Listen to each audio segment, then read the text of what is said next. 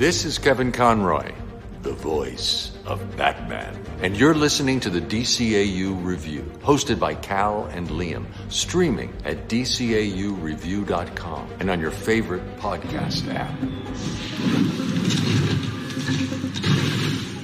Get them! They're everywhere!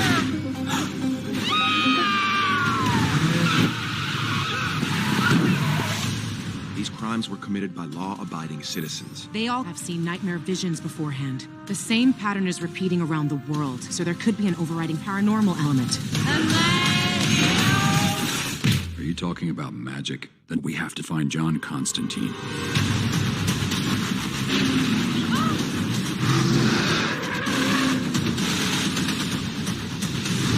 There! Into the house!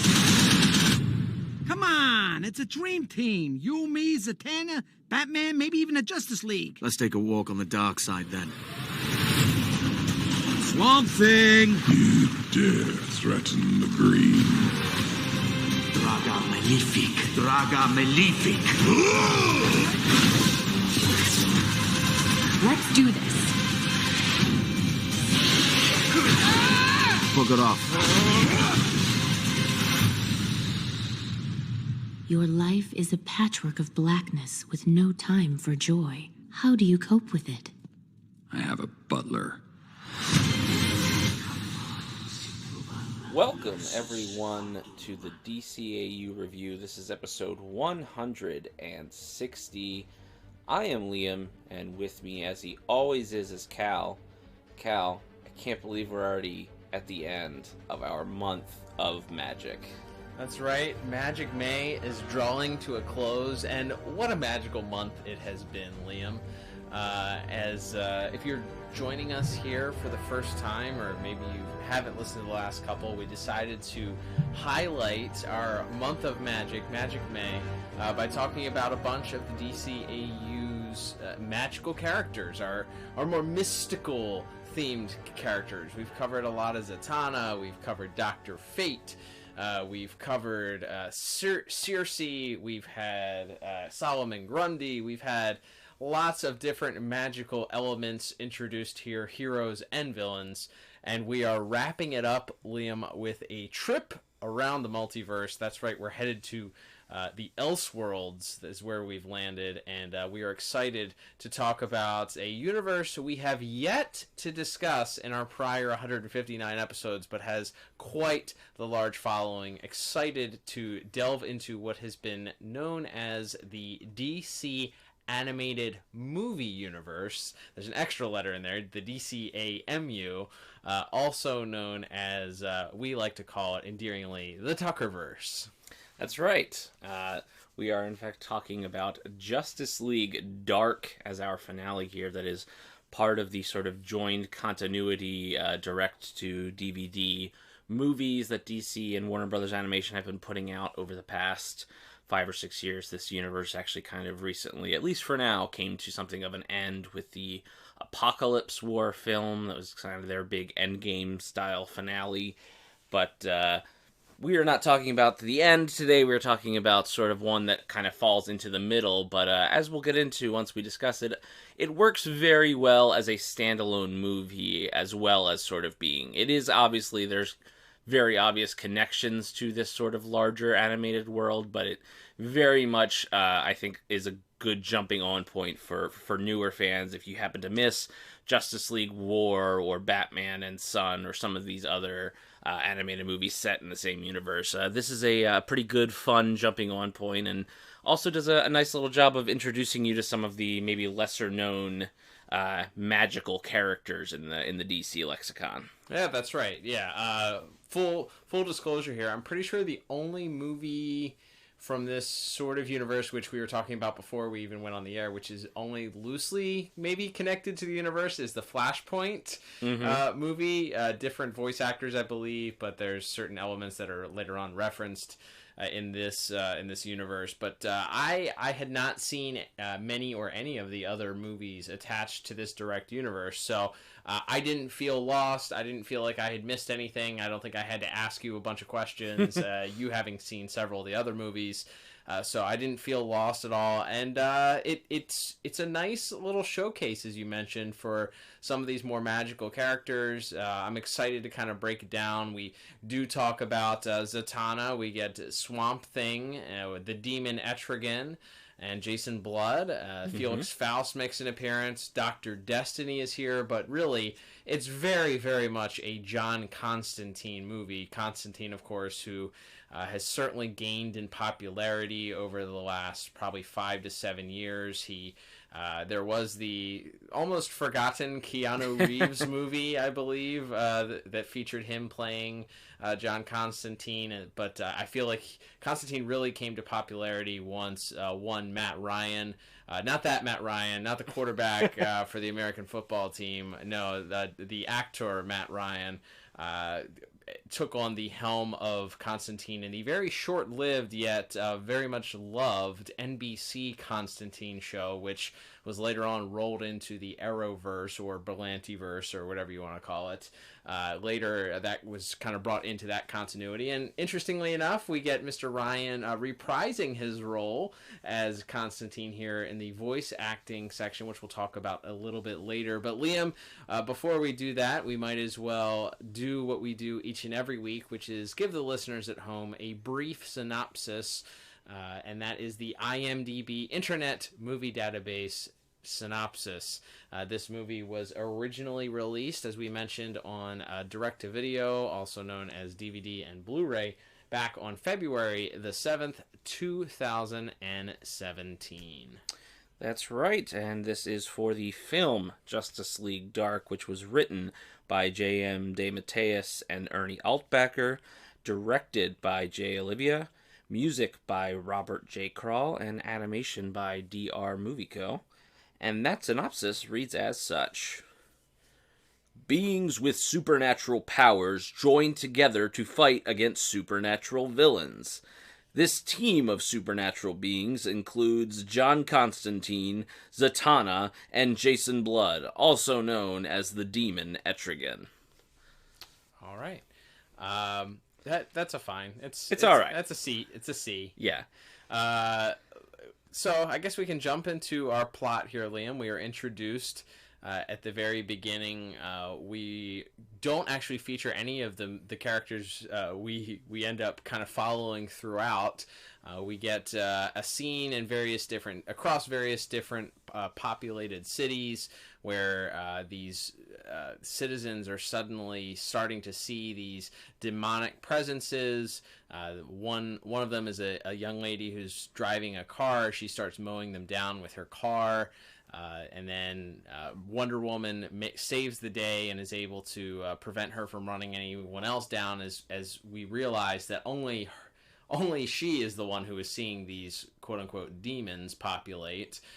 We then flash to another gentleman who is about to apparently execute his family, his wife and kids, because he also sees them as demons. Superman saves the day and prevents him from doing so, and then they go out to a barn where they see that he has already murdered several people in a very heinous ways. Yeah, we will mention here, if you're newer to this universe, most of these movies are rated PG-13, or in this movie's case R.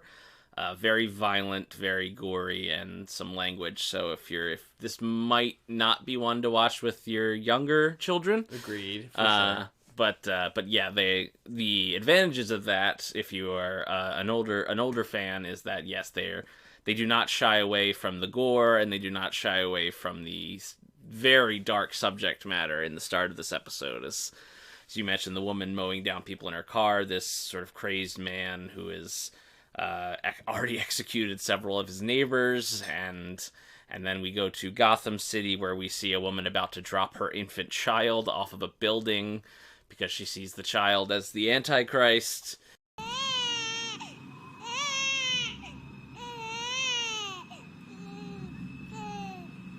Let me help you. It's not my fault. I've given birth to the devil. It's the devil. You're tired. Give me the baby. You don't want to hurt her.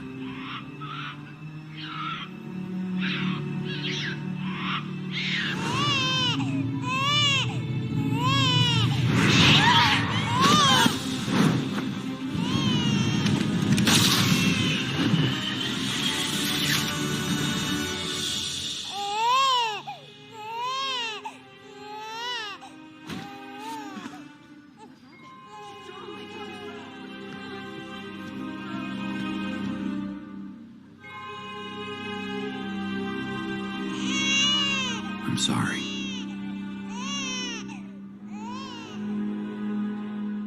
Which, of course, Batman has to spring into action to save her. So we then kind of go to a Justice League meeting where we have some of the regular Leaguers who have appeared in previous films, as well as I think some new ones with Hawkman, Martian Manhunter, and instead of Hal Jordan, Green Lantern, we actually have Jon Stewart, which is always welcome for us as big fans of that character. Hashtag my Green Lantern. That's right, from the DCAU proper as well as the comics. So cool to see that insert here. But they're sort of all discussing, all having similar encounters with people claiming to have seen these wild demons, and of course Batman, ever the skeptic, despite as Wonder Woman points out, they've already faced off against things like Trigon and other demonic and magical forces by this point. He's still not quite sure. These crimes were committed by law-abiding citizens. They all claim to have seen nightmare visions beforehand. Any clue what's causing it? No idea. The 1 week I feeling for Jordan, and it couldn't be some hairy-ass monster? The same pattern is repeating around the world, so there could be an overriding factor, perhaps a paranormal element. Are you talking about magic? We've come up against magic before, Batman. Circe, Trigon, Felix Faust. Even Shazam's powers are based in magic. With as much as you've seen, can you rule it out? The criminally insane don't need magic as an excuse. I recommend spending more time on the streets instead of flying over them.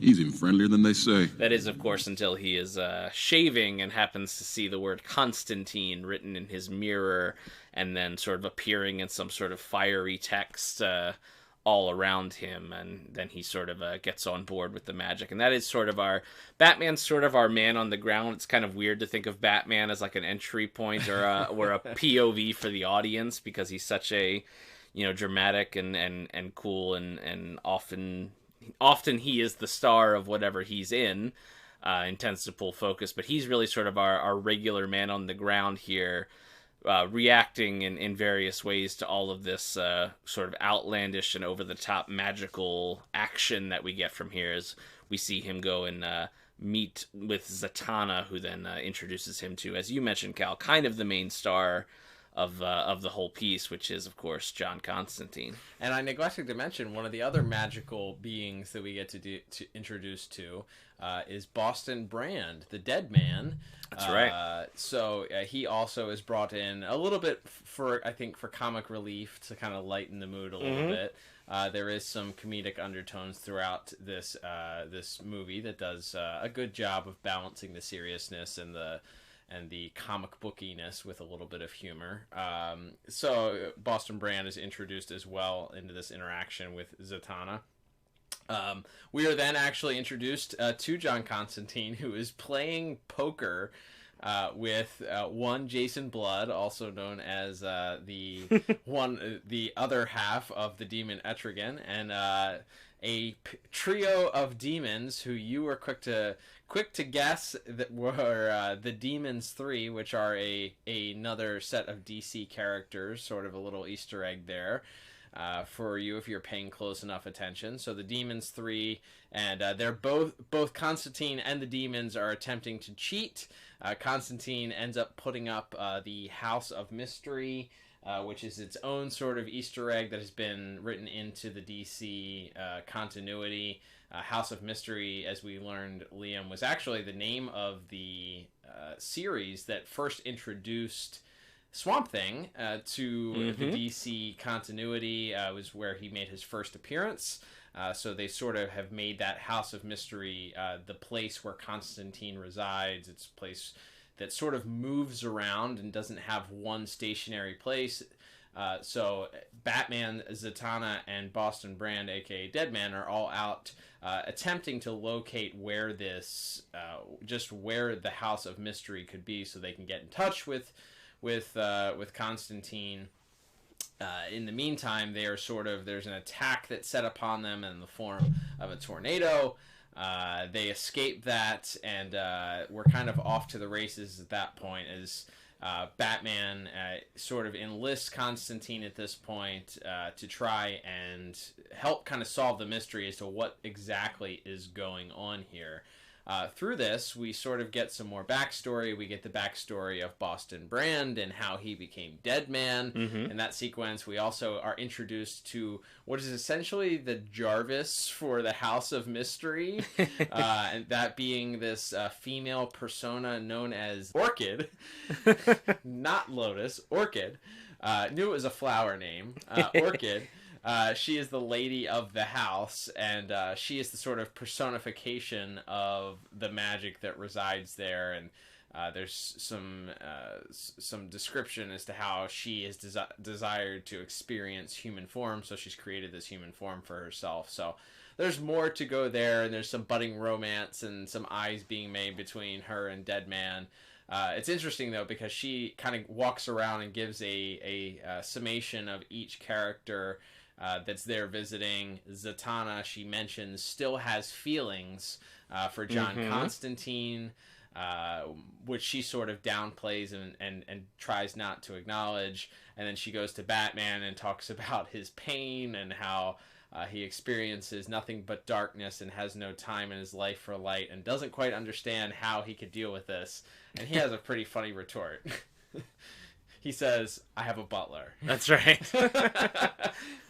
Which is pretty great. Yeah, Batman. There's a lot of very dry humor here. There's a lot of Batman sort of reacting to all of this ridiculousness around him as they sort of continually are introduced to these varying magical creatures, from these sort of representations of death, these sort of Grim Reaper types that are seemingly attempting to claim the life of this old friend of Constantine and Zatanna's named Richie, who is sort of been in some way screwed over by Constantine. They don't go into a lot of direct detail over that event, but that basically that it was Constantine's idea, and that he ended up having some form of, as he refers to it, magical cancer that has accosted him, and he sort of helps set them on a path, and they end up going to a hospital to sort of try to find some more evidence as to what's going on. They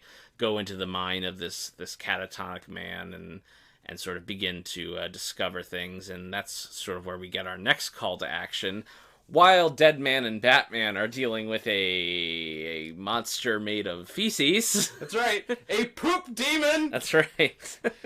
For lack of a better term, it's a big brown mushy thing that emerges from a toilet. I don't know what else you would call it. And it was conjured up by this mysterious person that we find out later on, the purpose for why they were doing so.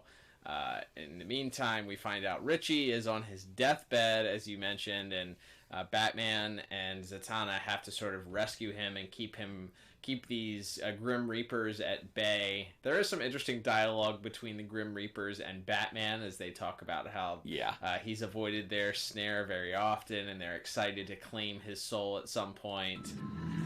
Oh no, he's dying. John Constantine, purveyor of the dark arts and lifeline of last resort. No matter, your friend's soul will be collected, and there's nothing you can do to alter that. Why don't you go do something useful? Like haunt a house. Who's he talking to now? Shrouds. They deliver souls to hell. They're drawn to you. Or maybe it's your cologne, Batsy. This one has cheated us many times. It is vexing. Boo. This has been lovely. But it's time for you lot to bugger off. When the time comes, I'll be the one to collect your soul, Constantine. Yeah. There's some witty repartee between the two of them. But so all of this, and they kind of discover that There's some backstory that's played up between Jason. We learn how this version of Jason Blood became sort of paired with the demon. There was a battle that occurred, not unlike what we saw in the archives at DCAUreview.com in the DCAU's version of Jason, but instead of a romance angle happening this time is the reason why Jason became the demon. There was simply a battle that was happening where he was one of Merlin's soldiers, and the villain, the person on the opposition this time, is someone known as Destiny. I guess he didn't have his PhD quite yet, so no doctor, but certainly representation of Dr. Destiny, who we've also seen in this DCAU proper. So through this battle, Jason loses his life. Merlin calls upon the demon Etrigan, promising him his freedom, to no longer be enslaved by Merlin if he defeats him. However, Merlin kind of pulls an okie doke at the end. In order to reward Jason for his loyalty and save his life, he pairs the two of them together. And at that point, we kind of get the full backstory of this version of Etrigan and Jason Blood. Yeah, it is interesting, as we mentioned. They kind of go around for some of these different characters that we're being introduced to, and we like you said, we have the dead man origin. We get a flashback to him being a trapeze artist and his murder, as well as you mentioned the Etrigan one. The Etrigan one obviously a bit more important because it deals with sort of who our main villain ends up being in this reveal that. We have a few more twists and turns before then, as while they're in this catatonic man's brain. Constantine sees a glimpse of a ring, of a hand that has a specific ring on the finger, and they realize that must belong to Felix Faust, and he's kind of our big red herring villain that these Justice League Dark goes to confront with a little help from, as you mentioned, the debuting Dr. Alec Holland, aka Swamp Thing. And he does a little bit more than he does in the Batman vs. Harley Quinn movie. He's a little bit more active in this one. Just slightly more. Not a whole lot. No, he doesn't. He's not that much more helpful, but he does try a little harder.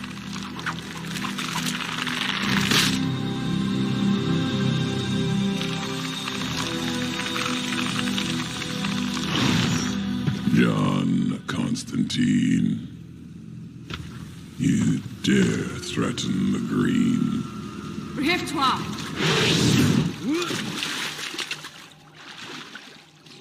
Dude, your social skills are horrendous. Please, we aren't here to harm any plants, but our need is urgent. Don't let your feelings for John stop you from doing what's right. You have a garden. Yes, I find it relaxing, and I water it every week. We need to find a man, a wizard, named Felix Faust. A single human among your teeming masses. I only know John Constantine because he enrages me. Faust lives in an observatory which is invisible. It's a place where dark magic would infect the earth below it.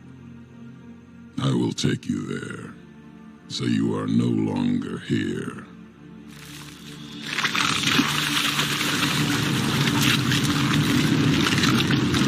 But basically, they introduce the character. They establish already, as with most magical characters in this film, he has history with John Constantine and hates his guts. There's a running theme that goes throughout this thread, and that is nobody likes Constantine. Yes, that's right, and that's actually something that I feel isn't necessarily paid off as well in this film. Now, there is as we mentioned, the Apocalypse War movie also focuses on Constantine. But it feels like there's a lot of Constantine has screwed over all of his friends, and so it feels like, and we'll get to the finale of the movie, but it feels like we're building up to he needs to be the one to make the heroic sacrifice to sort of redeem himself, and he doesn't do that in this movie. Correct. Which but again, we're judging this in a vacuum here. That's right. We're not watching all 18 movies right now. We're just watching this one movie. And again, it's and I don't think it's, and we'll get to our scores in a little bit here, but yes, we find out that Felix Faust is not really involved, just that he was sort of in possession of this magical dream stone that Destiny once drew power from, but that he is actually not our big bad, and in fact it is Constantine's old sickly friend Richie, who has sort of made a deal and been possessed by this Destiny character who's sort of become more of like a demonic wizard force. And after sort of combining these two pieces of the stone, is reborn in Richie's body and sort of is unleashed. And that's sort of our final act as we get our big battle at the end is he unleashes chaos. He makes everyone in the entire city, I don't know if they say it's Gotham or Metropolis or where exactly they are, but I think it seemed to be, it looked very Times Square-ish in one scene, so I figured it was Gotham. Okay, yeah, so they flash some different locations, so I may have just missed it, but yeah, so we see like people just battling each other. We see, a cop backing up from all everywhere. The demons. Yeah, people shooting each other, people punching each other. We see like an office building full of people just wailing on each other.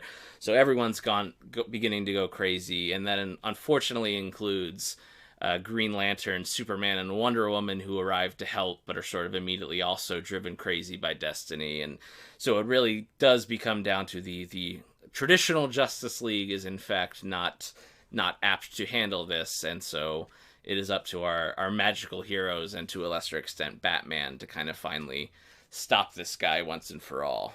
And what I liked about it is, it's interesting, the artwork for this, the cover art for this direct-to-video has Batman very prominent at the front.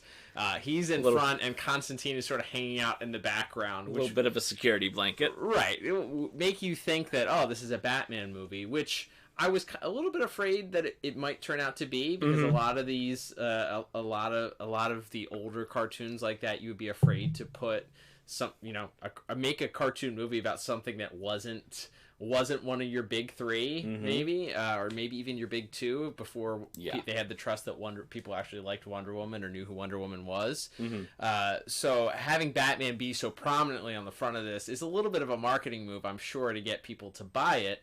But I did appreciate the actual movie not relying. Batman is sort of in the culmination of this. So back in the fight with Felix Faust, Zatanna comes very close to kind of tipping the edge and going to essentially what would be the dark side of magic. Chaos magic, yes, exactly. She almost kills Felix Faust, and at the very last second, she's convinced by Constantine not to. Get control, Z. Just like I taught you. Easy peasy lemon squeezy. Deep breaths. Let it go, love.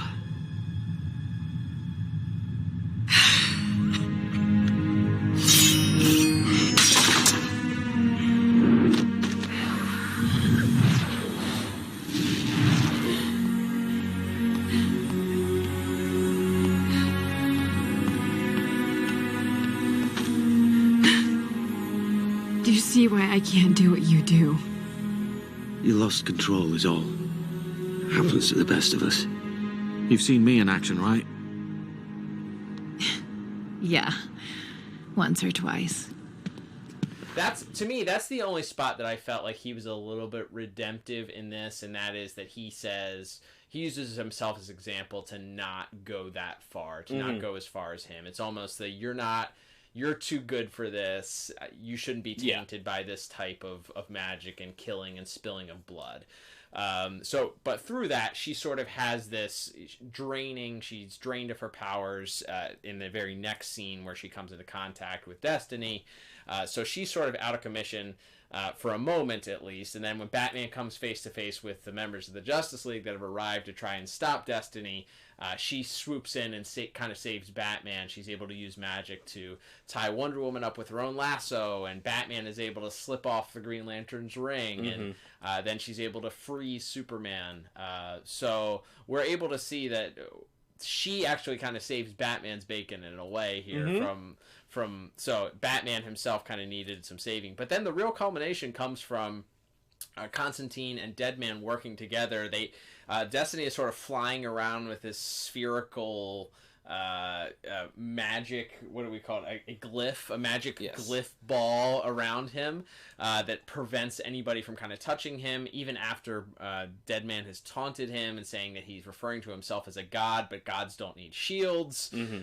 He figures out that, or they figure out that if Boston sort of possesses Constantine for a second and is able to taunt Destiny enough to bring him inside this glyph, then Deadman can then switch and try and possess Destiny at that point, which is ultimately what happens, which distracts him and weakens him enough to the point where they're able to bring him down. Jason Blood, who in the battle has actually been separated from the demon Etrigan, so they're two entities at that point, jams a sword right through Destiny's chest, killing him, and then reverting him back to Richie, who finally gets his comeuppance, says this time the Justice League Dark decides not to save him from the Grim Reapers. Yeah, it's so I do like that ending that you mentioned of Constantine and Deadman sort of outsmarting Destiny, because they sort of set up both with Etrigan and then with Swamp Thing returns and has a battle with Destiny, where it's just going to feel like it's going to be that MacGuffin where the big powerful guy is going to come from off screen and solve everybody's problems, right? Which I think would go in the face of this being a team movie, right? So I like the idea that they, you know, they have those moments of cool superhero or you know, anti-hero action, but in the end, it's proved that really there isn't a brute force approach that can stop this Destiny. He's so powerful and can, you know, reach into your mind and pull out. He sort of pulls out Swamp Thing's humanity, this sort of innate desire that the spirit of Alec Holland has to return to being human. He doesn't really want to be this agent for the Green. He really just, all he wants is to really just be returned to his old life.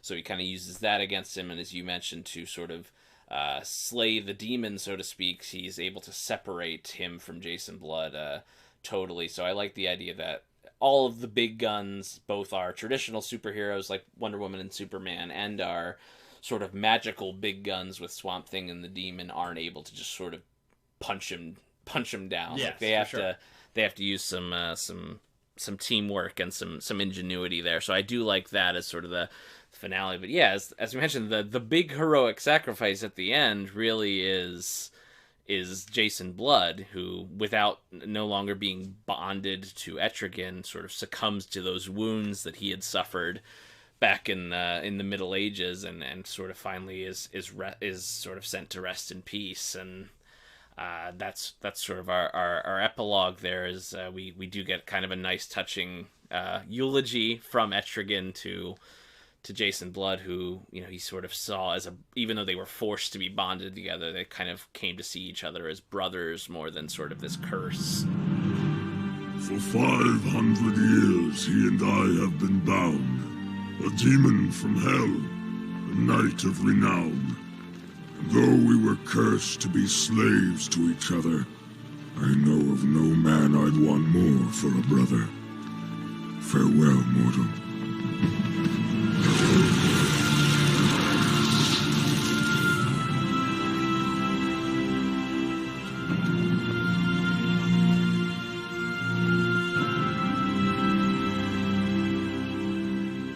You couldn't have picked a better place. The village where he was born was over there. Too bad it took this to get him home.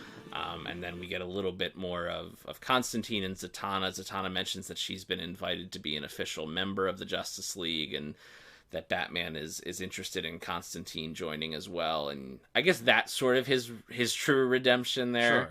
Is that rather than sort of, you know, brushing her off and going off on his own again, he sort of seems a little bit more open to working with a team full time, and to maybe sort of rekindling this romance that they had in another life. So I guess that's sort of the he's changed moment more than That's fair, traditional heroic, you know, sacrificing his life or whatever. So Yeah. But yeah, all things considered, I think we can start to get into our plot scores here. Like I said, I think this movie is really, really solid. It does a very good job of juggling all of these unique characters. You get the backstory of the ones you need, and the ones that you don't necessarily do a full origin for. I think they still do a pretty good job of establishing who they are very quickly. It moves. It doesn't feel like it drags, but it doesn't necessarily feel like overstuffed or that it's moving too fast either. So for all those reasons, I gave plot a pretty strong 8 out of 10. Nice. Not to bring out not going to bring out the disagreement alarm for this, but the only thing I will say, which kind of goes against a little bit of what you just said, is I do feel the detriment to this is that it does at times feel a little bit much. There's a lot in it. It's an hour and 15-minute movie, so it's not 2 hours. It's not a full-length feature film we have going on here. Right. But there are a lot of characters in this movie, a lot, and it does jump around a lot. I think for the most part, it does a really great job in handling it and making it cohesive and making it not feel. But I wonder if, was the first Swamp Thing necessary for this movie, or you just wanted to bring him in because Swamp Thing's cool and he's I guess is he a standard member of the Justice League Dark? So this is vaguely based, at least in like the roster, I think, on the Justice League Dark New 52 series. Okay. Which a lot of the character designs are also based on from that era of comics. Which that team did feature Swamp Thing, Zatanna, Deadman. I think Constantine was in. I don't know if he was an official member, but he was involved in the series. And, sure. Yeah. So that it is definitely influenced as part of that, and I think that's sort of one of those classic pairings, also from the sort of heyday of the Vertigo Hellblazer series, of Constantine and Swamp Thing being something of a pair that interacted quite a bit. So, but I do think, maybe I think you can make an argument that if it focused more on just maybe Zatanna and Constantine, with knowing that you still had the Etrigan stuff and you still had to introduce this Richie character, and you still had to have the regular Justice League in it for a bit as well. Maybe I think you can make an argument that. Yeah, that was the only thing that seemed a little superfluous to me, was just he kind of comes, and I don't know, does he return? Do we get more Swamp Thing later on in the other He movies? does appear, but he's not a main character in any of these other films. So, if they didn't pay it off very much, there was no, not a lot of follow-up that occurred to the character itself, like, what he was feeling after this moment of him realizing that his true desire is not to be this defender of the green, but he wants to be or guardian of the green. He wants to be human again. It's not really paid off. To me, it wasn't really essential to the story, and added a few minutes that in the heat of that final battle was fine, but the detour that they take to go visit him just seemed like, oh, look, it's Swamp Thing. He's here too, and guess what? He also doesn't like Constantine. Yeah. Well, yeah, they use him as the MacGuffin to find Felix Faust. Right. But it feels like you have all these magical characters. You could have had one of them do a spell, or you could have had, Orchid, as you mentioned, this sort of weird fish woman who's a embodiment of the magic. Maybe she could have somehow located him, or she seemed very underused too. It was interesting that they introduced her at the beginning. There's sort of this winking between her and Deadman, and then there's a little bit more interaction between her and Constantine later on, where he makes her take care of Richie as he's dying.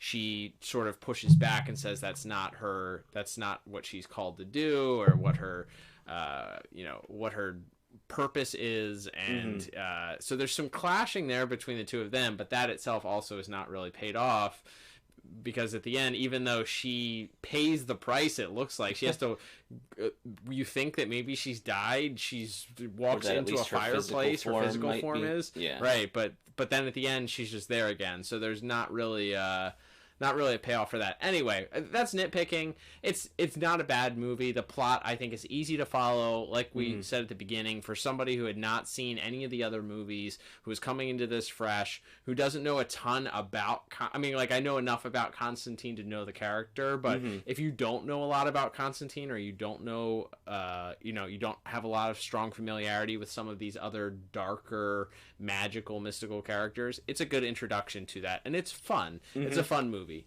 So for that, I just want to tick lower. I went 7 out of 10 for my plot. There you go.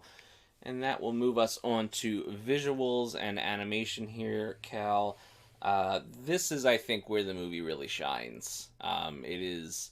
there are some stuff I am not a huge fan of, mostly in the character design. Sure. Which I don't blame the people working on these, because it seems to me that it was a directive to use sort of what the modern... at the time, were the modern designs for them from the comics in these films. And again, I think I would maybe even have more to say, but because the characters whose designs I like the least, which are Superman and Wonder Woman, are in this very little, I don't have as much to complain about with the designs. I'm not a huge fan of the Zatanna costume either. It's just very bland to me. It's just, she just has like a white kind of corset bustier. It's not very functional. I'm just she doesn't have the top hat. It just doesn't feel very much like Zatanna to me. I would have gone with, if you're going to go with a design that's not, tails and your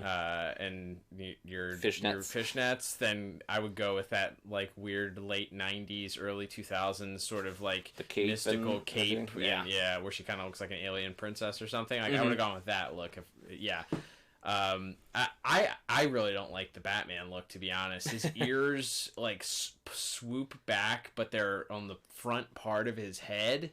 It looks like his cowl. It looks like he bought a costume, like a Batman costume at Party City for like $38, and like the ears don't stand up, so they're just kind of like floppy over. Not a fan of the way that looks. Yeah, there's a side profile shot or two that's like that's really looks real weird, but yeah, I mean the rest of them I do like the Etrigan design. On the other hand, it's pretty much classic. There's not a lot to change, I think, with that character but he has a bit more imposing size. The sort of regular DCAU version seemed to sort of be, at least in Justice League, sort of be a more stout and kind of diminutive character. For sure. This one has great size and mass and feels much more powerful than... He's got a little bit more medieval, I feel like, influence also in the way that he looks, coming directly from that medieval era, that the time of Merlin and knights and all of that. So I feel like it fits in with that time, the Middle Ages. Yeah. The sword, I think, is a good addition, and then he has sort of this long hooded flowing cape, and the red costume that he's wears seems more like built to be armor than is like just like a red spandex suit that maybe he has in other versions. So yeah, I like that Etrigan design. The Constantine design is pretty much straight out of the comics. It's a blonde guy with a little bit of facial hair and a trench coat. So no cigarettes though. No, I don't know if that's a no. I mean, again, this is rated R. I would think they'd be able to put at least one or two in. But he does use a match at one point, so there's some intimation there that he uses tobacco. But yeah. But other than that, like the demons that they first meet, as you mentioned in the poker scene at the beginning, and then sort of come back in their more sort of monstrous forms to fight them in Felix Faust's lair are fun. But I think where this shines is maybe in the animation itself.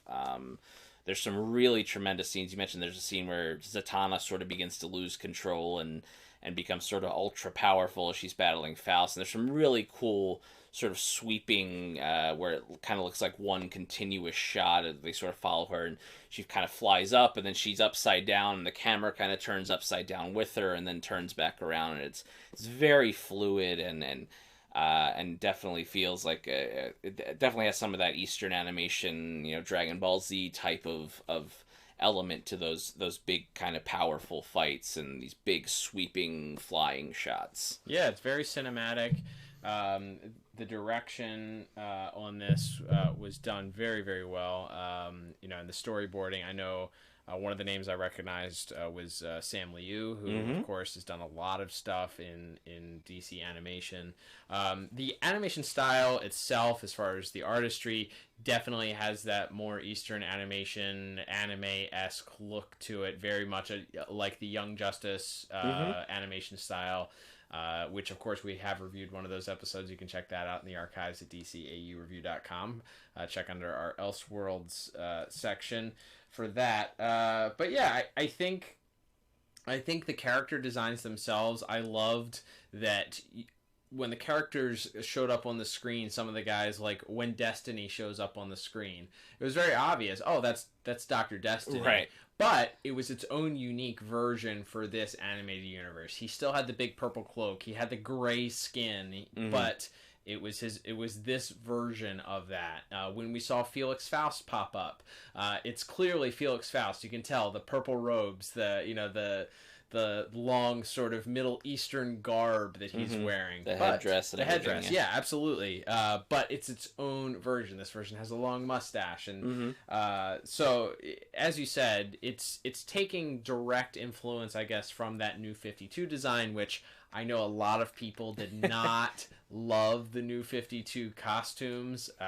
You know, you already mentioned Superman, the no underpants on the outside, and I think you mentioned this time the collar, Everybody had collars, and I think the idea was to give them something of a uniform look, because you know, for these 7 Justice Leaguers, but most of them are already in those suits, like when they meet in the first volume of the comic or in the first movie. So it's like they just all happen to like these weird, very specific sort of collars with the little V cut out in the neck.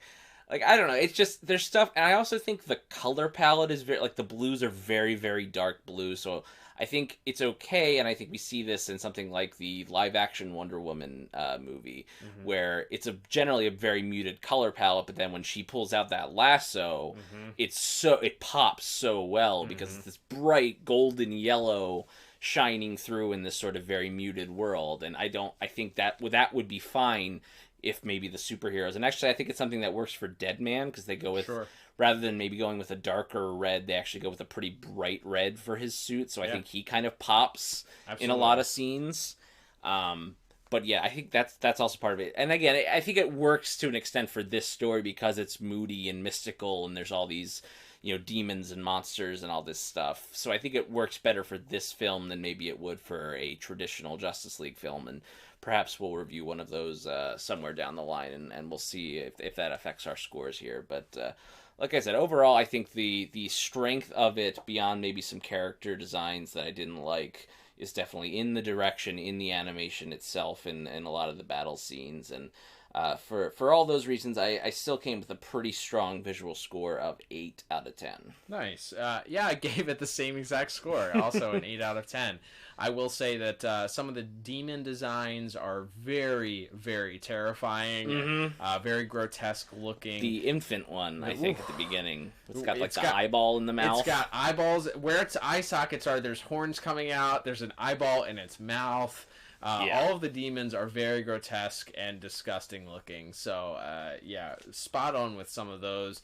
Even the poop demon, the aforementioned poop demon, quite terrifying. I would hate to see that thing rumbling towards me at any point. Yeah, that sequence and Deadman sort of jumping from person to person to try to help Batman deal with it, I think that's definitely a very tense sequence, especially because it's also sort of about to envelop this coma patient that Zatanna and Constantine are in the mind of, so there's kind of a good, like, frantic pace to that action sequence. Agreed. And then the last thing I'll mention is something that I feel like I was trying to figure out which came first, the chicken or the egg in this, and that is the sort of the visualization, the decision to use the visualization of magic for the most part in this were those glyphs, which were, if you've seen Doctor Strange, is a very similar way that they chose to show his powers manifest in the Marvel Cinematic Universe. these sort of CGI brightened symbols and circles, and they sort of pop out of the characters' hands as they're sort of using the magic. We see that with Felix Faust. We see that also with Constantine. We see that again. There's sort of ball of protection that's around Destiny, the shield of protection in that final scene. We even see some of it manifest in the way that Zatanna uses her magic. So that's sort of another thing that pops off of the screen, because you said the color palette is so muted throughout, so that when these bright neon-esque, they look like neon signs almost, where this magic sort of manifests. It's done very well. I greatly appreciated that, because a lot of times it's just magic will be manifested as sort of wispy, windy sparkles or something like that that's coming out of a wand or something like that in animation. So the fact that we've gotten to the point now where you're able to use CGI, and the CGI doesn't look so far out of place. It kind of fits in for the most part, and there is a lot of CGI that's used in this. In that tornado scene, we see the Batmobile, which I commented to you reminded me a little bit of the Batman Brave and the Bold Batmobile as far as style, which both obviously involved James Tucker. So probably no coincidence there, but there's a lot of CGI that's used in that sequence also, but it didn't feel out of place. It didn't feel old. It's kind of mixed in very well and cell shaded over. So very strong with the visuals for this, for sure, despite maybe not loving all of the choices for costumes or even the animation style itself being our favorite. For sure. And that will move us on to our third category here, which is music. There are some interesting choices made with the music, and I do think it stands out. Even the traditional orchestral music that is used, certainly ironically, I think some of the best music is in the scene where they're fighting the poop monster. Like, there's some really good ominous and dramatic music during that whole sequence, as well as the final battle. But I think maybe the most striking might be the music that plays over the opening credits. That's right, and it seems to be the theme that they play it again later on, sort of to wrap up the movie. They play it in the middle of the movie also, and that is, that's right, Liam, the return of the Hammered Dulcimer, maybe my favorite name for an instrument in history. So they use that, the Hammered Dulcimer comes in to play the sort of stringy sounds that you hear that come through, but then they pair it with a very dubstep style music, with some heavy bass and electronic synth and the wub wub wub wub wub, as I would say, pairing that over top of that. So it is a marriage of two very different styles of music, but for me, I think it works really well. Yeah, I was if you just told me on paper, hey, this movie's gonna have dubstep in it, I probably would have been upset. It just feels like such a relic of a certain era of pop culture, that it just felt, I think maybe I would have thought it would date it or something, but I actually think it works very well again for this sort of thing where you have especially some of these characters that have these ancient origins that have been, have lived for thousands of years, and then you also have that sort of match with your sort of more traditional superhero action, and then sort of giving it this sort of edge, this sort of modern edge. But yeah, the dubstep, I like I said, I would have thought I wouldn't have liked it, but it actually does, I think, add a lot, and it actually mixes well as it kind of drifts in and out with the more traditional orchestral music, and even as using some of those dulcet tones of the Hammered Dulcimer that we hear as well, some more like sort of more ancient music they bring in, certainly for some of the flashbacks and things like that we see. But yeah, overall, I really did enjoy the music. I thought it added quite a bit to some of those scenes, and even to some of the more poignant. It holds back in a lot of areas. I think there's some scenes even in the House of Mystery where there's no music at all.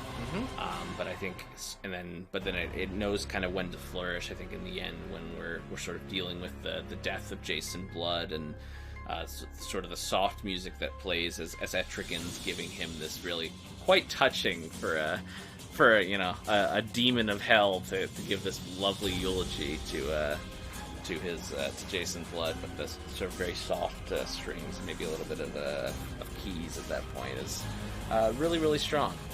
For all those reasons, I gave music a pretty strong 7 out of 10. Nice. I went just a tick higher, and that might be because I actually appreciate dubstep as a music form, unashamedly, even if it is a dated relic of that era.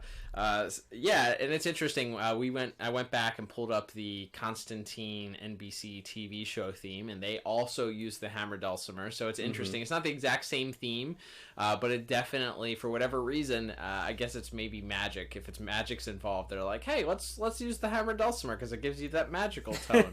Yeah, it's done very well. I think cinematically it works very well too. If you think of this, if you had been watching this in a movie theater, or if it was an actual full-length movie, I think the cinematic score itself works very well.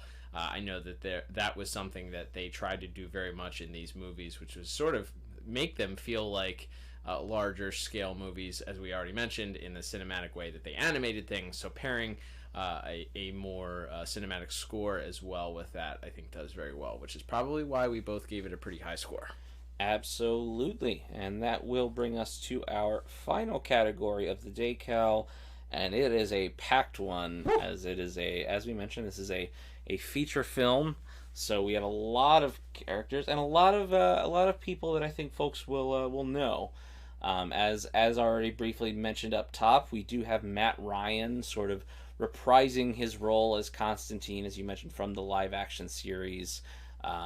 This is one of those things where it's just born to play this character. Yeah, like he's so good at it, and that I think his sort of take on the character is very well translates into animation, and they use it feels very similar to a live action version that you might see him play on his show or later on when he joins the cast of Legends of Tomorrow. So yeah, I think he's a fantastic job, and is quite entertaining. Again, a lot of snark and quips and things for him to throw in and react to all these over the top and ridiculous demons and things that he's dealing with. Z, you all right? Yeah, as soon as you get off me. I should have known you were the reason I'm not back in London enjoying a pint. The house always did like you better. Odd trio for a road trip. To what do I owe the visit? The League thinks that a recent spike in homicides may have a magical cause. Yeah, he's immensely talented. Obviously, to get cast in your own television show as the lead, you kind of have to have some talent. To then be recast in a sort of non-related television show, at least at the time it was non-related when they brought him into the Arrowverse. To have him cast again as that same character speaks to the levels of appreciation for not only the producers and the directors and the people that saw him as that character, but also the fans who appreciated that, and who comic book fans, I love us, but we can be some of the most ruthless, brutal people, when it comes to if somebody doesn't perform in a way that we expect them to, we definitely would not be calling for them to play that character again. So his popularity as that character, to this day, you still people demanding him being cast if they ever did a Justice League Dark movie to fit into the worlds of DC, big screen movies. People want Matt Ryan as Constantine. So not only that, he's the triple threat too. Like he does Constantine here, he does it for the movie here, and he's also a well-established stage actor as well. So the guy is immensely talented and is able to do so well across multi versions of different media. So yeah, we could gush over him. I think he does an incredible job here.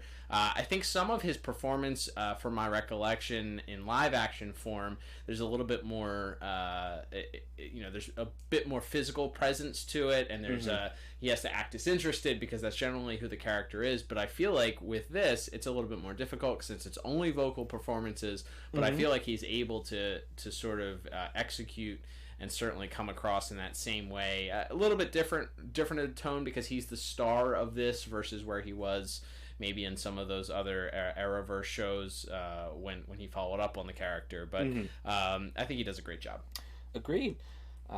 His sort of co-stars here, we have Camilla Lovington as Zatanna. Folks might know her as the voice of the current stretch of Lara Croft Tomb Raider games. Oh, interesting. As well as she's been on Grey's Anatomy, a show that debuted when I was like 10 and is still on. That's right. As of recording time of this episode in May of 2021. Still on the air. Still on the air. I think she's still on it. So she's interesting. Done a lot of TV and film work. I think she does a solid job. She's great. I think she's very, very good. And again, a lot of, like we said, the sort of emotional heart of the movie is her not necessarily being willing to take a full step into this sort of mystical superhero game, and she's still sort of performing as a stage magician and mostly using her magic that way, and her sort of hesitance, and then again, as we mentioned, sort of her back and forth with Constantine throughout the movie, where it all kind of comes to a head at the end as they sort of begin to rekindle their relationship. I think she does a very good job. She has great chemistry with Matt Ryan. There's a lot of scenes that they have together. Obviously, there's some intimation that there's feelings that have happened for them, maybe a past between the two of them. So for them to be sort of reunited in this movie and sort of having this past that we don't know much about, a lot of times that chemistry, if it's not there, that loses its sort of luster and believability at that point. It's like, how could these people have a past? They have no chemistry together. So for her performance to come off very genuine, she's very emotional, she comes across that way. I think she did an excellent job as well. Batman asked me to be in the Justice League. And you're considering it? I visited their headquarters a few days ago. It's interesting.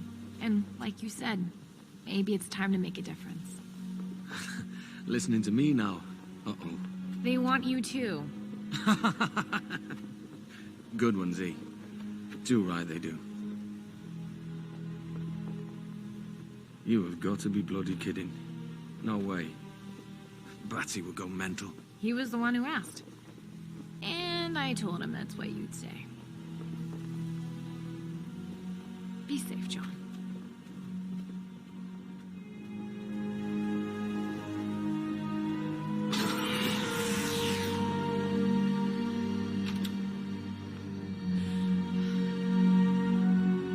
Now, hold on. Maybe I've been a bit rash. Could you tell me more over a drink? We could rechristen the house, as it were. A drink. Yeah, a drink. Don't think this is gonna turn into some sort of Manchester weekend. Get that out of your head.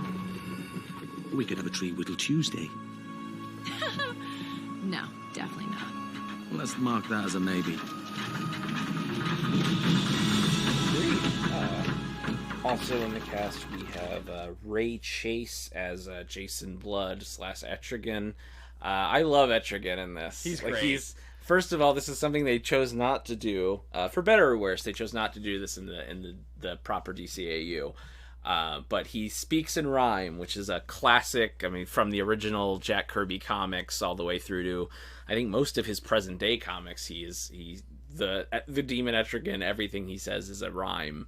Perfect. He speaks in poetry. I love it. It's such a weird, quirky thing, and it's something that probably could have only come from the mind of Jack Kirby. It's like it's a relic of its time. Yeah, and it's really fun, and I think it gives, rather than him just being this big hulking monster that comes out when it's time for a fight, the idea of them sort of having these unique personalities where Jason Blood is kind of sort of he's sort of seen it all, and he's sort of very dry and sort of underwhelmed and very sort of low key for most of his performances, but giving the same actor that chance to do that sort of understated, more sarcastic and sardonic wit type of character, and get to also play this goofy, over the top rhyming demon who loves to fight is quite a bit of fun. Gone the form of man. Arise the demon Etrigan! So Constantine calls once more, just like a greedy wanton. Save the bloody rhymes and chop that git! Killjoy. Agreed. Yeah, it's really, really good. And having had other opportunities to hear other Demon Etrigan performances, I think this is fine. He is British in this, which is a little bit different, but that's okay. I think that it works out well. I think that it's a great performance on both ends, and there's a little bit of emotion that has to come at the end, as you mentioned, in that final scene as he's delivering the eulogy for Jason Blood. So there is a vocal effect that they put on him as the demon, but it's not distracting, and I don't think diminishes from the actual performance itself. Agreed. And sort of rounding out our main group of heroes for this piece, we do have Jason O'Mara as Batman, who we've previously talked about, as he also voiced the character on Young Justice and voices him in all of these DC Animated Multiverse films. He's fine. I don't dislike his performance as Batman, but there's not a lot. And again, he, like we said, he's sort of the man on the street in this one, sort of just being sarcastic and reacting to all of this over-the-top stuff. I don't think he does like a particularly great job. I don't think he's bad, though. So I think he's fine. Yeah, I don't love it. It's always hard, as we've talked about in our other Elseworlds tales, to compare when you have the standard that was set by Kevin Conroy for Batman. It's really hard to have a Batman voice that compares to that. However, there have been other people that have played Batman that I've said, okay, this is pretty good. This is okay. I would not quantify this performance for Mr. O'Mara as good. It's very understated and wooden, and I get some of it is that Batman is supposed to be a colder, emotionless character, but it's very difficult, I feel like, in this,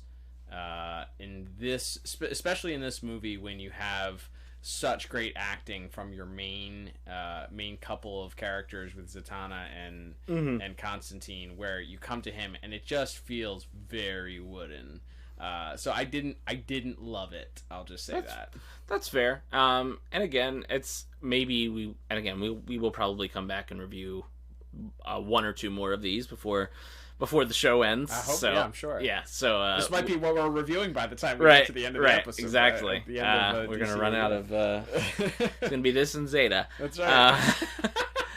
But no, we'll definitely cover more of it down the line, and certainly probably cover more Young Justice as well, so I'm sure he'll have plenty of chances to redeem himself, for sure. So to speak.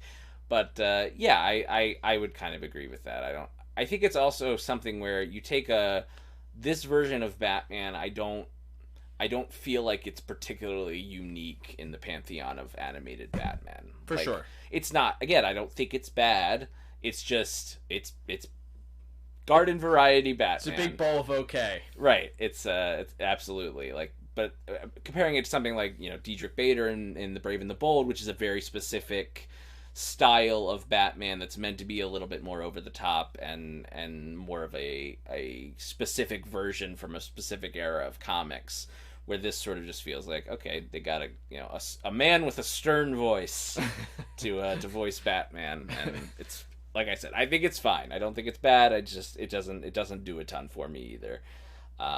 Speaking of some other notable actors, from folks might know him from Just Shoot Me or playing the dad on Veronica Mars. We have Enrico Calentino as Felix Faust, who's very over the top and goofy, which honestly I think at that point in the movie you needed a little bit of levity. So yeah, it brightens things up and makes it not so serious. I was okay with it. It was very Saturday morning cartoon, but it was fine. Yeah, and I'll go a little bit rapid fire through some of these other names. We have Roger Cross voicing both the Jon Stewart Green Lantern briefly, as well as Swamp Thing. He was on 24. That's correct. We have Rosario Dawson, who folks would know from things like Luke Cage and Daredevil and plenty of other movie and televisions. Absolutely, that's correct. She's Ahsoka. She's Ahsoka in the Mandalorian now. So yeah, lots of stuff folks would know her from. As Wonder Woman briefly. We have Nicholas Turturro, who folks might know from the Adam Sandler version of The Longest Yard or the 90s cop drama NYPD Blue, playing Deadman, who he's very, again, mostly there to be, I think, a little bit of comic relief. We online? Great. Sorry about the Batmobile. I hope your insurance was paid up. What, is there even a policy for something like that? You would think his name's Boston, he'd do a Boston accent, but it's much more of a New York, like... Yeah. Which, again, maybe why play against type? He was on NYPD Blue for, sure, yeah, for all that those makes years, sense. but Good point. Maybe, but yeah, you would think with a name like Boston that he might have a little bit more of a Massachusetts or a New Hampshire type accent, a New England accent, if as it were. But yeah, I think he's fine. We also have a little tiny bit of Jerry O'Connell as Superman. But yeah, as we're wrapping up some of our big names here, we have Jeremy Davies as Richie, who he's, as we said, for most of the movie, he's kind of the sickly guy with a southern accent, and then later he has the more villainous turn as we find out he's been in league with this Destiny the whole time. Folks might know Mr. Davies as actually playing a version of John D / Dr. Destiny in the Arrowverse Elseworlds crossover event that introduced Batwoman and sort of dealt as the precursor to the big Crisis event the following year. Interesting. So funny that that he would have that role a couple years later after starring in this. And then playing the voice of our, as it turns out, our main villain would be one Alfred Molina voicing Destiny, which I love Alfred Molina. I think he's a tremendous actor. Obviously, Boogie Nights, Frida, Spider-Man, probably most famously to people that would listen to this podcast. Old Doc Ock himself. Who might be back for the next one, That's as what it they turns say. out. I think he just said it. Like, I don't even think it's a secret. He's like, yeah, I'm in it. It was like one of those... He's like, I don't care. What are they going to do to me? It wasn't one of those press releases where it's like ex-actor expresses interest in being in this movie. It's No, like, I think no kidding. No kidding. Oh, I also would like to be in this movie. I would like $1 million to work for 3 days. Right. But anyway, yeah, I think it's pretty. I think he's literally said he's in it. So, but anyway, Right. yes, Doc Ock himself, Alfred Molina as Destiny. So we get a tiny little bit of him in a flashback, as we said, when we're getting sort of Etrigan and Jason Blood's origins. And then he comes back to be our big villain at the end. But the thing that I think hurts it is they put a lot of effects on his voice. Mm-hmm. Which I get it. Like, he's supposed to be this, terrible, demonic wizard character. So you're trying to make him sound like all powerful or whatever. But he's such a good actor, you can barely tell it's him. 500 years I've waited. 500 years I've planned. Really? I guess 500 must be the new 300. What say we share your beauty secrets over a pint, eh? A god does not prattle with mortals. Like it almost seems like, why would you bring in an actor of that caliber and then put that much of a vocal effect on his voice? I understand, again, wanting to do something to give him that powerful feel, but it's so, like, I thought it was just so processed and warped that it's, like, you can barely, if I had not looked up the voice actor, I probably wouldn't have recognized his voice until I was looking at it in the IMDb credits later. So yeah, that's fair. I see that. I think some of it, though, we've certainly in the last couple weeks, ironically in the month of Magic, talk a lot about the sound design and choices in sound design and pros and cons and putting voice effects on people and why that works and why it doesn't always work. I think in this case, I didn't have as much of a problem with it. Sometimes I think that the performance itself is just slightly enhanced, and I can't imagine having Alfred Molina's voice come out of that character. I see what you're saying, like, why not just cast Joe Schmo then? But maybe it was just the desire to have the name recognition. Maybe it was the desire to have the performance itself, and then because there is something to voice acting, right? Oh yeah, absolutely. We've definitely talked about that. So maybe they just maybe he wanted to try it out. His agent wanted to get him a voice acting role. I don't know, but I didn't have as much a problem with it, but I can see exactly what you're saying. Yeah, I want to make clear, I didn't hate his, like, I think he still has room to give a performance. I think especially at the end there when he has that first the encounter with Swamp Thing, and then when he is dealing with Constantine and is sort of Constantine sort of just berating him and making fun of him, and he's sort of doing this very over-the-top supervillain dialogue in response. I think he does a good job of kind of hamming it up in the role. It was just fascinating to me that they put that much of an effect on it. But overall, I still think it's a very strong voice cast, top to bottom. Like I said, I think maybe Batman hurt it a tiny bit, but I still gave it a very strong 8 out of 10. Nice. Ironically, I think I disliked Batman a little bit more than you, and I gave it a stronger score. I gave it a 9 out of 10. I think that Matt Ryan's Constantine really carries this. His interaction with Zatanna is very strong. There's a lot of poignant, intimate moments between the two of them and conversation that they have. And their chemistry works really well, really strong. So I felt it was worth giving it a near perfect score. Batman bringing it down just a hair. There you go. And that will begin to bring us to our final scores here, Cal. Tallying everything up, I have a very strong and respectable 31 out of 40. Nice, and I am just a tick higher than you. I went a 32 out of 40. Well, very good. As we do, we like to talk about rewatchability. I think this is a good, like we said, a Magic Justice League Characters 101 film. Especially if, there's been sort of an oft-rumored Guillermo del Toro live-action Justice League Dark in the works for, like decades. Most DC live-action projects of the last decade. It's been in the works for probably since Barack Obama was still in his first term. So perhaps one day we'll get that on screen, or perhaps there will be an HBO Max series or something. And if that's the case, I think, and you just want to know a little bit more about the characters that will probably be featured in that, I think this is probably a good way to look at it. And again, maybe it's not fair to say, because like we said, we didn't watch all other 10 or 12 other movies to see how important this is. Like we said, these characters do come back. Constantine plays a pretty big role in the finale of this series. I know that, so I think you can say that even if you're just looking at it as a part of this DC movie universe, these characters come back, and at least some of them do in pretty important ways. So I would give this a thumbs up for rewatchability in that case. Yeah, I think it's good. It's harder when we judge this based on, because it's a movie, it's a full-length movie. It's a little bit more of an investment than we do when we talk about our 22-minute or 44-minute cartoons that we review on a typical basis. But yeah, I think as far as a recommendation would be concerned, I think this is good. Again, maybe not for younger viewers because of the violence and the language and stuff like that. But for PG-13 and up, I would say, even though it's rated R technically, I'd say PG-13 and up, it's a solid introduction to these characters, especially if you're looking to kind of increase your depth of knowledge. Everybody knows Batman, everybody knows Superman, everybody knows Wonder Woman.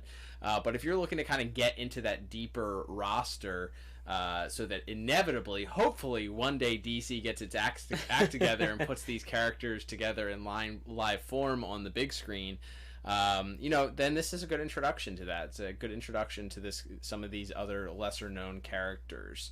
And the performances are done really well. It's a lot of fun, and there's some great visuals and music that goes along with it. So I'd say yes, it gets a thumbs up for a recommendation for me.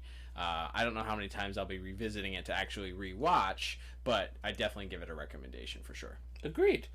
Well, that will begin to wrap us up here this week, Cal. Thank you, everyone, so much for listening, whether you do that on Apple Podcasts, Google Podcasts, Spotify, on any of those other podcasting apps, iHeartRadio, or whether you watch us on the Pod Tower YouTube channel, which, of course, you can find us along with the folks from Tim Talk, Chris and Cameron, as well as the Watchtower Database Boys put up archives of their live streaming where they do deep dives into various DCAU properties. So lots of good content up there. Go ahead, even if you're not a big YouTube podcaster listener, we would appreciate if you went up there and just clicked that little subscribe button. Helps us and helps those guys out as well, so we appreciate that. Cal, as we have arrived at the zenith, the end point, the end game, if you will, of Magic May, we must look forward to next week and a new month where we will be returning to the proper and central DC animated universe that we cover most other weeks. Back to the sunny skies of the Midwest, of the DC animated universe, we will be returning to Dakota with another month of Static Shock reviews, and we are kicking it off with a nice, good old-fashioned double feature, a pair of episodes from Season 1, beginning to focus more on that sinister puppet master Edwin Alva, as we will be reviewing both The New Kid and Junior next week. Cannot wait for that. It's going to be awesome. Excited to talk some more Static. Absolutely. Always excited to go back there and discover one that maybe we didn't have as much nostalgia for from our childhood, but still always find things to enjoy when we're reviewing Static. So looking forward to that. We'll be doing that next week. We hope you come back. But until then, I'm Liam. And I'm Cal. And we'll be back next week with another episode of the DCAU Review. Bye-bye.